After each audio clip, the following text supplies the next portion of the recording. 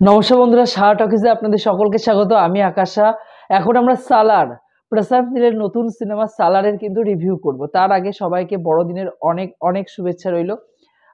আমি বাড়িতে ছিলাম না, আপনারা জানেন তো। এবার পরপর বাংলা যে দুটো সিনেমা বাকি রয়েছে এবং আজকে কিন্তু সালারের রিভিউ আমরা শেয়ার করব। তো দেখুন, সব থেকে বড় কথা হলো, সবাই বলবে যে ডাঙ্কিকে আমি নেগেটিভ রিভিউ দিয়েছিলাম, তারপর সালার নিয়ে আমি কিরকম একটা রিভিউ দিই। আমার মনে হয় সেটা অনেকেরই নজরে ছিল আর কি।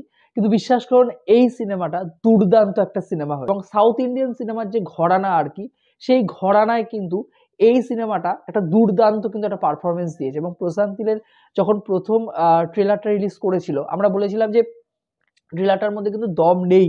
কিন্তু সেকেন্ড যে ট্রেলারটা রিলিজ ট্রেলার বলেছিল, সেটাতে আমরা বলেছিলাম দুর্দান্ত ট্রেলার হয়েছে। তার দুটো কারণ: এক, প্রথম যে ট্রেলারটা ছিল সেখানে কিন্তু ড্রামা পোর্শন ছিল অনেকটা। সেকেন্ড যে ট্রেলারটা এসেছিল ওখানে মাস মুভমেন্ট, ওখানে অ্যাকশন সিকোয়েন্সগুলোকে বেশি পরিমাণে দেখানো হয়েছিল। ওখানে কিন্তু বলা যেতে পারে প্রভাসের যে ক্যারেক্টারটা আর কি, দেবা, সেই ক্যারেক্টারটা কিন্তু ডেভেলপ করে দেখানো হয়েছিল ট্রেলারের মধ্যে। ওই জন্য কিন্তু সেকেন্ড ট্রেলারটা আমাদের বেশি পরিমাণে ভালো লেগেছিল। এবং গল্প সম্পর্কে আমাদের ট্রেলারে কিন্তু খুব একটা বেশি কিছু বুঝতে দেয়নি। তো এই সিনেমাটা এক কথায় আমার দুর্দান্ত লেগেছে। আপনারা যারা ভাবছেন দেখবেন কি দেখবেন না, আপনাদের প্রথমেই রিকোয়েস্ট করছি আপনারা অবশ্যই হলে গিয়ে সিনেমাটা এক্সপিরিয়েন্স করুন। কারণ একটা দারুণ কাজ হয়েছে, দারুণ কাজ হয়েছে। প্রশান্ত নীলের, আমি KGF 1, কেজিএফ চ্যাপ্টার 2 বা তার আগের কাজগুলো নিয়ে আমি কোনো রকম কোনো তুলনা টানবো না। তবে এটুকু বলতে পারি, এই সিনেমাটা সালার্স 1 সিসি ফায়ার, এই যে প্রথম পার্টটা, সেকেন্ড পার্টটার জন্য কিন্তু দর্শক এক্সাইটেড হয়ে থাকবেন। কারণ প্রথম পার্টটাকে যেভাবে শেষ করানো হয়েছে আর কি। তো এই সিনেমাটার গল্পটা নিয়ে যদি আলোচনা করি, এই সিনেমার গল্প নিয়ে আমি খুব একটা বেশি কিছু রিভিল করতে চাই না, কারণ পরিচালক নিজেই কিন্তু সিনেমাটার গল্পটা কোনোভাবে ট্রেলারে দেখাননি। তো সেক্ষেত্রে আমার মনে হয় যারা হলে গিয়ে এক্সপিরিয়েন্স করবে, যারা সেই টুইস্টগুলো, যারা ওই যে মাস মুভমেন্টগুলো, ওই যে ঘটনাগুলো প্রত্যেকটা তারা দেখতে পাবেন আর কি স্ক্রিনের পর্দায়, তারা বেশি পরিমাণে বিষয়গুলোকে এনজয় করবেন। তো এখানে 1925 সালে একটা ঘটনা দেখতে পাচ্ছি। সিনেমা শুরু হচ্ছে যেখানে কিন্তু পৃথ্বীরাজ সুকুমারন এবং প্রভাস, দুজনের ছোটবেলার ক্যারেক্টার, তারা বিশাল বড় বন্ধু আর কি দুজনে। কিন্তু বিভিন্ন বিভিন্ন সময় তারা দুজনের পাশে দাঁড়িয়েছিল। তো ঘটনা এমন একটা জায়গায় শেষ হচ্ছে যে দুজনের বন্ধুর থেকে আলাদা হয়ে যায় আর কি, দুজনের থেকে আলাদা হয়ে যায়। তো পরবর্তীকালে আমরা দেখতে পাচ্ছি 2017 সাল, যেখানে কিন্তু শ্রুতি হাসানের ক্যারেক্টারটা আসছে এবং সেই ক্যারেক্টারটাকে প্রোটেক্ট করছেন কে, সেই প্রভাস।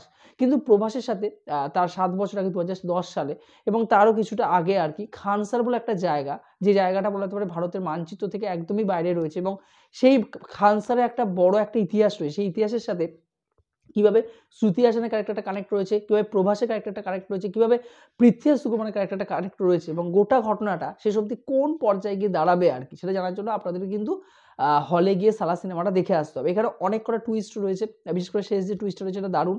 তাছাড়া এই সিনেমার ক্ষেত্রে বেশ কয়েকটা বলা যেতে পারে ড্রামা পোর্শনে কিন্তু এখানে বিশালভাবে গুরুত্ব দেওয়া হয়েছে। কেজিএফ চ্যাপ্টার 2 এর মতো না, এখানে কিন্তু ড্রামা পোর্শনটাকে প্রশান্ত নীল দারুণভাবে ডেভেলপ করেছেন। এবং যখনই ড্রামা পোর্শনটা এসেছে আর কি, সেখানে ক্যারেক্টারগুলো কিন্তু নিজেকে নিজে সময় দিয়েছে। সেখানে কিন্তু স্পেস রয়েছে ক্যারেক্টারগুলো, কারণ সিনেমাটা অনেকটা বড় সিনেমা, 2 ঘন্টা 55 মিনিটের কাছাকাছি সিনেমা। তো সেক্ষেত্রে কিন্তু বলতে হয়, আর ক্যারেক্টারগুলো কিন্তু দারুণভাবে কিন্তু নিজেদেরকে তুলে ধরেছে আর কি সিনেমার ক্ষেত্রে, যেটা কিন্তু আমার মনে হয়েছিল ডাঙ্কির ক্ষেত্রে হয়নি। সেখানে স্পেস ছিল কিন্তু কোনোভাবে কিন্তু ক্যারেক্টার নিজেদের মধ্যে কিন্তু বন্ডিং তুলে ধরতে পারেনি। তো এই সিনেমার ক্ষেত্রে প্রথম পজিটিভ পয়েন্ট হলো এখানে যেভাবে ড্রামা পোর্শনটাকে, একটা হার্ড কমার্শিয়াল সিনেমা হওয়া সত্ত্বেও যেভাবে ড্রামা পোর্শনটাকে দেখানো হয়েছে, যেভাবে ড্রামা পোর্শনটাকে এখানে বিল্ড আপ করা হয়েছে, যেভাবে ক্যারেক্টারগুলোর প্রত্যেকটা মুভমেন্ট আছে, যেভাবে ইন্টারভেলের আগে অবধি পুরো গল্পটাকে সাজানো হচ্ছে, এলোপাথারিভাবে সাজানো হচ্ছে, কিন্তু প্রত্যেকটার সাথে কিন্তু কানেক্ট রয়েছে, যেটা কিন্তু আমরা ইন্টারভেলের পরে একটা গল্পের মাধ্যমে পুরোটা আমরা দেখতে পারবো, জানতে পারবো, শুনতে পারবো, বুঝতে পারবো।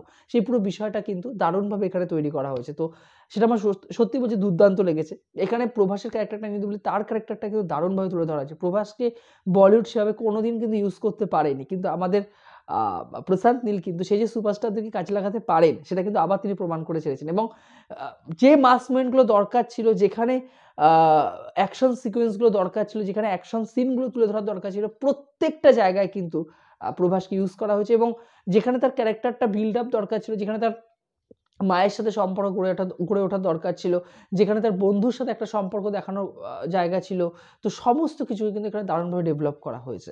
যদি সিনেমাটোগ্রাফির কথা বলি, সিনেমাটোগ্রাফির কাজ দারুণ। যদি এক্সিকিউশনের কথা বলি, প্রশান্ত নীলের এক্সিকিউশন দারুণ। গল্পটা খুব সুন্দর, গল্পটা সত্যিই খুব সুন্দর। একটা টান ব্যাপার কিন্তু রয়েছে। 2 ঘন্টা 55 মিনিট কখন কেটে যাবে আপনারা কিন্তু সত্যিই বুঝতে পারবেন না। এই সিনেমার ক্ষেত্রে সবথেকে বড় ব্যাপার যেটা, সেটা হলো এই ক্যারেক্টারগুলোকে ডেভেলপ করার সাথে সাথে তাদের কিন্তু নিজস্ব কিছু পাস্ট হিস্ট্রিও রয়েছে। সেই পাস্ট হিস্ট্রিগুলোকে কিন্তু দেখানো হয়েছে এবং প্রত্যেকটা পাস্ট হিস্ট্রি কিন্তু তার মধ্যে পাস্ট এবং প্রেজেন্ট এত সুন্দরভাবে একটা কমার্শিয়াল সিনেমায় প্রশান্ত নীল তুলে ধরেছে, সেটা কিন্তু সত্যিই দেখার মতো, জাস্ট দেখার মতো। বিজিএম এর কথা বলে, বিজিএম এর কাজ সত্যিই খুব, তো সবকিছু মিলিয়ে কিন্তু সালার একটা দুর্দান্ত কাজ হয়েছে। যারা এন্টারটেনমেন্ট চান, যারা অবশ্যই মাস মুভমেন্ট চান প্রচুর পরিমাণে, এবং যারা সব থেকে বড় কথা একটা গল্প, যে গল্পটাকে আপনি মানে সেটা দেখার পরে, ক্লাইম্যাক্স সিনটা দেখার পরে সেকেন্ড পার্টের জন্য অপেক্ষা করে থাকবেন, এরকম মুভমেন্ট রয়েছে। তো এরকম ধরনের কাজ যারা চান তাদের জন্য অবশ্যই বলবো আপনারা কিন্তু সালার একবার হলে গিয়ে দেখে আসতেই পারেন, আপনাদের কিন্তু ভালো লাগবে। এই সিনেমাকে যদি নেগেটিভ পয়েন্ট বলি, তো একটাই আমার নেগেটিভ পয়েন্ট মনে হয়েছে যে শেষটা, ক্লাইম্যাক্সটা কিছুটা হলেও তাড়াতাড়িভাবে শেষ করার চেষ্টা করেছে তারা, মানে ক্লাইম্যাক্সটা না আরও ভালো করে কিন্তু তারা জমাতে পারতো। কোথাও গিয়ে একটাই খিচুড়ি ব্যাপার একটা হয়ে গেছে, মানে অনেক তাড়াহুড়ো করে অনেক কটা ঘটনাকে এস্টাবলিশ করার পরে সেই বিষয়গুলোকে একসাথে তারা শেষ করতে চেয়েছে, কিন্তু অনেক কটা উত্তর কিন্তু এখনো আমাদের কাছে বাকি রয়েছে। তো সেটা আমরা আশা করছি সেকেন্ড যে পার্টটা আসবে, লাস্টে তারা একটা দিয়েও রেখেছে, আমি রিভিল করতে চাই না, আপনারা যারা দেখবেন তারা হলে দেখতে পারবেন। তো সেই সেকেন্ড পার্টে কিন্তু আমরা দেখতে পারবো। তো আমার মনে হচ্ছে যে ক্লাইম্যাক্সটা আরও কিন্তু বেটার হতে পারতো, এবং প্রশান্ত নীল ওই প্রভাস আর তার মা দেবাতার ক্যারেক্টারটা, তার মায়ের ক্যারেক্টারটার মধ্যে যেটা সম্পর্ক তুলে ধরা হয়েছিল, সেই সম্পর্কটা আরও একটু কোথাও গিয়ে যেন সেই সম্পর্কটা একটু মজবুত হতে পারতো। তার মায়ের প্রতি তার যে ভালোবাসা বা তার মায়ের সমস্ত আদেশ সে পালন করে, সেই ব্যাপারটা কিন্তু আরও দারুণভাবে পর্দায় তুলে ধরা যেত। তো আমার মনে হচ্ছে ওটা একটা নেগেটিভ পয়েন্ট রয়েছে। যাই হোক না কেন, তো সব কিছু মিলিয়ে আপনারা যদি সালাদ দেখতে যান, তো আপনাদের বলবো আপনারা কিন্তু কোনোভাবে কিন্তু হতাশ হবেন না। আর সালাদ যদি আপনারা দেখে থাকেন, আপনাদের কেমন লেগেছে আমার কিন্তু কমেন্ট বক্সে এসে জানিয়ে যাবেন। ভিডিওটি ভালো লেগে থাকলে চ্যানেলে যোগ দিতে থাকে চ্যানেলটাকে অবশ্যই সাবস্ক্রাইব করে দিয়ে যাবেন বন্ধুরা। জয়।